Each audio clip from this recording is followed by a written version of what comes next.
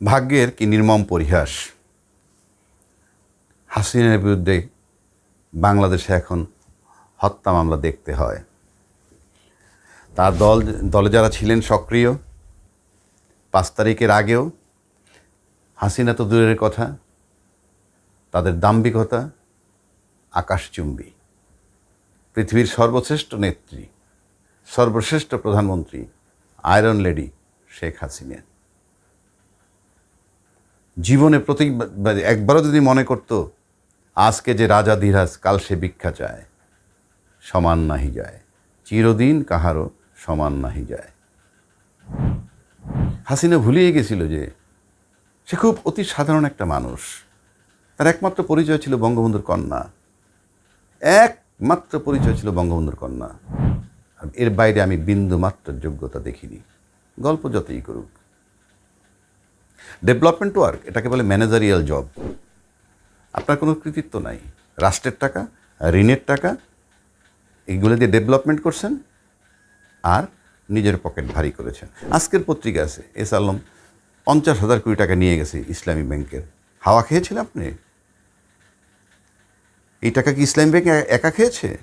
একা যদি খাইতো তাহলে বহু আগে তাকে ধরা হইতো। চলছে টাকার বন্টন 16 বছর ধরে, টাকার বন্টন। এস আলম হয়তো 5,000 কোটি টাকাও পায় না, বাকি টাকা আপনাদের পকেটে। এস আলমরে ধরুক, জিজ্ঞাসাবাদ করুক, একই কথা বেরোবে। নাহলে এত টাকা হজম করে থাকে কিভাবে? আপনার পিয়ন 400 কোটি টাকার মালিক, তাহলে আপনি কত কোটি টাকার মালিক? সেখানে আমি যাচ্ছি না। ঘৃণা করে, মানে ঘৃণা করতেও ঘৃণা হয় এই সমস্ত কথা বলতে। এখন হত্যা মামলা হয়েছে, সামাল দেন, আরও হবে। বহির্বিশ্বে গেছেন, অর্থাৎ ভারতে গিয়ে আপনারা আশ্রয় নিছেন এবং সেখানে গিয়ে গল্প করতেছেন বড় বড়। হাসিনার ক্ষমতাচ্যুতিতে যুক্তরাষ্ট্রের ভূমিকা, মানে যুক্তরাষ্ট্রই আপনাকে ক্ষমতাচ্যুত করেছে। আর হোয়াইট হাউস কি বলছে? হাসিনার ক্ষমতাচ্যুতিতে যুক্তরাষ্ট্রের ভূমিকা নেই। আপনি সেন্ট মার্টিন দিলে থাকতে পারেন, আর আপনি তো যা খুশি তাই দিয়ে ক্ষমতায় থাকতে চান, পারেননি, আপনার কাছে চায় নাই। আর সেন্ট মার্টিন, আপনি যদি সেন্ট মার্টিন দিয়ে, বাংলাদেশে আজকে যারা ক্ষমতা তারা যদি কালকে সেন্ট মার্টিন দিয়েও দেশের লোককে শান্তিতে রাখতে পারে, মন্দ কিসে? আপনি তো দেশের লোকের শান্তিতে রাখতে পারেননি। আপনি একটা মানসিক বিকারগ্রস্ত মানুষ। যাই হোক, হাসিনা উৎখাতের ব্যাপারে কি বলেছে? এই আমেরিকার যখন বললেন যে আমেরিকা ষড়যন্ত্রে লিপ্ত বা ষড়যন্ত্র করেছে, তারা বলছে পরিষ্কার, হাসিনা উৎখাতে আমেরিকা জড়িত নয়। এটা ডাহা মিথ্যা কথা। আমেরিকার মুখপাত্র বলছেন, আমরা মনে করি বাংলাদেশ সরকারের ভবিষ্যৎ দেশের মানুষই নির্ধারণ করবে। অদ্ভুত ব্যাপার। ঠিক এই কথাগুলোও কিন্তু নির্বাচনের আগে প্রতিবেশী দেশ বলেছিল, ভাগ্য মানুষ নির্ধারণ করবে। আজকে আমেরিকা সেই কথাটা বলছে। আমেরিকা কিন্তু তখন বলতেছিল কি, একটা অবাধ, সুষ্ঠু, নিরপেক্ষ, গ্রহণযোগ্য, অংশমূলক নির্বাচন চাই। এর চেয়ে ভালো কথা নির্বাচন সম্পর্কে হয়? কিন্তু সেবার প্রতিবেশীদের যখন বলল ভারতের জনগণ সিদ্ধান্ত নিবে নির্বাচন কীভাবে হবে, কীভাবে নির্বাচন করবে। নির্বাচনের পর ওবায়দুল কাদের শেখ কী বলেছেন? ভারত আমাদের পাশে ছিল বলেই আমরা এবারও জয়লাভ করেছি। তার আগে পরে তো কি স্বামী স্ত্রীর সম্পর্ক, আগ্রুম বাগ্রুম, ফালতু কথা এগুলা বলছেন, কিন্তু এগুলা কোনো সভ্য জগতের লোক অ্যালাউ করে না। ইন্ডিয়াতে আমি শিওর ইন্ডিয়াতে একটু বিরক্ত, কারণ আপনি এখন একটা ডেড হর্স। খাঁটি বাংলায় বলে চৈত মেশে কদু, আপনার কোনো প্রয়োজন নেই তো এখন আর। পৃথিবীর কারো কাছে আপনার কোনো প্রয়োজন নেই, আপনি সমস্ত কথা বলতেছেন। নির্বাচনের পর আজকে, তখন যখন ভারতবর্ষ বলেন, চায়না বলেন, সবাই যখন বলছিল, তার মানে হচ্ছে আপনি আর একটা নির্বাচন করেন, অবৈধভাবে যাচ্ছে তাইভাবে, সেটা ছিল ওই কথাটার অর্থ। আজকে যখন আবার আমেরিকা বলতেছে বাংলাদেশের জনগণই সিদ্ধান্ত নিবে বাংলাদেশের ভবিষ্যৎ কি হবে, সেটা বাংলাদেশের জনগণ চিন্তা করবে। তার মানে তখনকার ওই কথার মানে হচ্ছিল এই যে ভারত সরকার আপনার পাশে, আর আজকে এই কথার মানে হচ্ছে আমেরিকান সরকার ইউনূস সাহেবের পাশে। বিষয়টা পরিষ্কার। এগুলো আমরা শিখলাম এই আপনার নির্বাচন এবং পতন, এই দুইটা দিয়ে শিখলাম ডিপ্লোম্যাটদের কথার অর্থ। আমরা তখন সেটা বুঝতে পারিনি।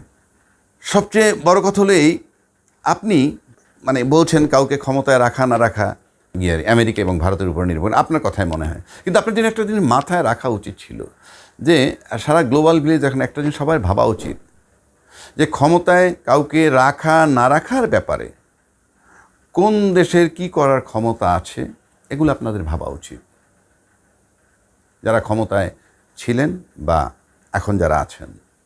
আপনারা যদি লক্ষ্য করেন যে একটা দেশের সবচেয়ে বড় চালিকা শক্তি হইল অর্থনীতি বা টাকা পয়সা, আর দ্বিতীয়টা হলো ল অ্যান্ড অর্ডার।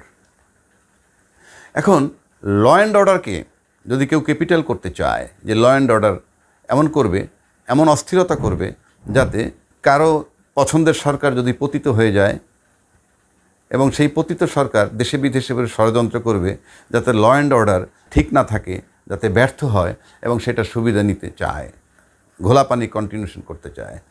আবার অর্থনীতির দিকে যদি তাকান তাহলে দেখতে হবে অর্থনীতির দিক থেকে কে আপনাকে সবচেয়ে বেশি সহযোগিতা করতে পারে। আপনি যদি এখন আমেরিকার দিকে তাকান, আমেরিকার সাথে যদি আপনি চিন্তা করেন আমেরিকার সাথে আছে কারা, আমেরিকা, ইউরোপীয় ইউনিয়ন, ইংল্যান্ড, পশ্চিমা বিশ্ব বলতে যা বোঝায়, তার সাথে আপনি যদি জাপান ধরেন, এরা সারা পৃথিবীর অর্থনীতির একটা চালিকা শক্তি বা মডেল। পৃথিবীতে যেমন বাংলাদেশের মতো দেশ যেগুলো আছে তাদের জন্য অর্থনীতি কারা কোঅপারেট করে? চায়না কোশ্চিনকালেও না।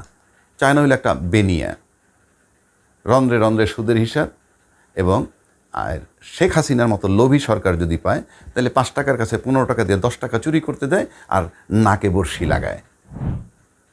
অর্থাৎ টাকার লোভী, জঘন্য, মানে টাকার লোভী, ক্ষমতার লোভী, দুইটা। এত লোভ ভালো না। সেই চায়নার কাজ হইল এইটা। তারপরে যদি আপনি আসেন অর্থনীতির ব্যাপারে, প্রতিবেশী দেশ তার সেই ফিনান্সিয়াল অ্যাবিলিটি নাই যে আপনাকে চায়নার মতো 1 টাকার কাছে 5 টাকা দিবে আপনি চুরি করবেন। নো, সেই ইকোনমি তার নাই। সে বড় শক্তি, কিন্তু ওটা আপনার সম্ভব না। এবার আসেন অর্থনীতির জন্য কাকে দরকার। অর্থনীতির দরকার জন্য আপনার আমেরিকাকে, কানাডাকে, জার্মান, ফ্রান্স, পশ্চিমা বিশ্ব, জাপান, যারা নানান কায়দায় টাকা দেয়। এক হইল আপনার যারা আমাদের দেশে যারা ওই পরিবারে সপরিবারে বসবাস করে কিংবা যারা বসবাস করেন তারা যে ফরেন রেমিটেন্স পাঠান, এবং আপনি চলে গেছেন, আপনাকে একটা কী মনে করতো মানুষ জানেন? আপনাকে মনে করতো যে আপনি একটা বিশ্বাসঘাতক যার উপরে বিন্দুমাত্র আস্থা মানুষের ছিল না। ফরেন রেমিটেন্স তেল মাইকা, প্রধানমন্ত্রী কোনো মূল্যই দেয় নাই দেশের জনগণ, জোর করে ক্ষমতায় থাকবেন। কিন্তু ডক্টর ইউনূস সাহেব আসছে, সমানে ফরেন রেমিটেন্স আসতেছে। কারণ মানুষ চিন্তা করতে যাকে দিলে অস্তিত্ব থাকতো না, এখন তো একজন আসছে তাই তাকে দিচ্ছে। এটা গেলো এক খাত। 2 খাত আসেন গার্মেন্টস কোটা ইউনূস সাহেবের টেলিফোনে বাড়বে। টেলিফোনে Yunus is a person who has the ability to speak to any head of state of the world. Even in India, if he makes a phone call to Modi, Modi will take the call. আপনার call ধরার কোনো কারণ নাই। এখন তো প্রশ্নই ওঠে না। আবারও বলছি, ইউ আর ডেড হর্স। আপনি you are liabilities to India. তো সেখানে গার্মেন্টসের কোটা টেলিফোনে বেড়ে যাবে এবং আরও ইনক্রিজ করতে পারে। থার্ড আসেন ফরেন এইড, সেটা ওই ব্লক থেকে আসে। জাপানও আপনাকে ফরেন এইড দেবে আমেরিকার সাথে সুসম্পর্ক থাকলে বা ওয়েস্টার্ন ব্লকের সাথে থাকলে। আমরা হয়তো অল্প সময়ে ইকোনমিক ক্রাইসিস কাটাই আসবো। সেই জন্য আপনি ষড়যন্ত্র করতেছেন যাতে এই সরকারটি স্টেবল না হয়। No, it is not fair. আর আপনি যদি মনে করেন ইন্ডিয়া আপনার জন্য কন্টিনিউয়াস প্রসেসে এখানে অপকর্ম নো, আপনি ওখানে বসে ইন্ডিয়াকে ক্যাশ করতেছেন। উই আর শিওর, কারণ আমরা এই ইন্ডিয়ান মিডিয়ার কথা শুনি। তো ইন্ডিয়ান মিডিয়ার কথা যদি আমি বলি, আমাদের এখানে আগে অ্যাম্বাসেডার ছিল, ওনার নাম কি, পঙ্কজ শরণ। সে 2 দিন আগে তার একটা ইন্টারভিউ আমি দেখলাম, সেখানে সে বলছে end of road for both of Hasina and Khaleda Zia. আপনাদের 2 জনের জন্যই রাজনীতির পথ বন্ধ হয়ে গেছে বলেছে। আমি নাম বলছি।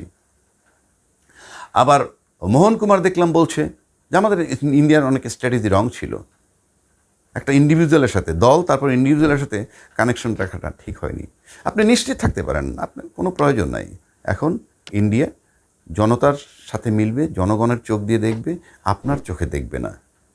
তারপরে আসেন যেটা বলতেছিলাম, সেক্ষেত্রে যদি আপনি ভাবেন যে আপনার বোঝা উচিত ছিল যে একটা অর্থনীতির কাঠামো বা অর্থনীতির যে প্রয়োজনটা সেটা কত দ্রুত রিকভার করতে পারবে ইউনূস, এটা বোধহয় আপনার ধারণা নেই। তবে একটা জিনিস আপনি জানতেন, একমাত্র কারণ আপনি নির্বাচন ছাড়া, আপনি নির্বাচন দিয়ে মাধ্যমে আপনাকে সরানো যাবে না। সংবিধান এমনভাবে বাঁধছেন, আপনি জানতেন যে আপনার পতন যদি হয় কখনো, ইউনূস বসবে, এবং তাই হয়েছে। এখন আপনি ভারতে বসে বসে দেখেন কি পেইনফুল, কেমন লাগে আপনার। দেশের কিন্তু ভালো লাগতেছে সবার, নো ডাউট অ্যাবাউট ইট, প্রত্যেকের ভালো লাগতেছে, আপনার ঘরনারও বহু লোকের ভালো লাগতেছে, আমি নিশ্চিত। সে কারণে আমি বলছি যে আপনাদের বোঝা উচিত ছিল যে দেশের চালিকা শক্তি বা অর্থনীতির জন্য যেই ব্লকটা দরকার তাকে তুচ্ছ তাচ্ছিল্য করে কথা বলছেন। আপনি থাকলেও তো বেতন দিতে পারতেন না, আপনাকে তো প্রশাসন নামাইছে বাধ্য হইয়া, টাইনে হ্যাঁচড়ায় নামাইছে, কারণ তারা দেখতেছিল যে আপনার বেতন ভাতা বন্ধ হয়ে যাবে, তাদের রেভলিউশন ঠেকাতে পারবে না। আই স্যালুট ওয়াকার সাহেবকে যে উনি ট্যাকেল করছেন। আর যে সমস্ত রাজনীতিবিদরা পালাইতে পারেন নাই, সব আটক আছে, এটা অলরেডি ওয়াকার সাহেবের বক্তব্যে পাওয়া গেছে। এবং উনি বলছেন যে আমরা অন্য কোনো ঘটনা ঘটাইতে চাই না, দেশের শান্তিপূর্ণ পরিবেশ, কিন্তু কেউ ছাড় পাবে না। তার এই পদ্ধতিটাকে আমি খুব স্যালুট জানাই। আমি ব্যক্তিগতভাবে আমার আক্রোশ আছে আপনাদের উপরে, আপনার সালমান রহমানের উপরে আক্রোশ, সবার উপরে আক্রোশ আছে।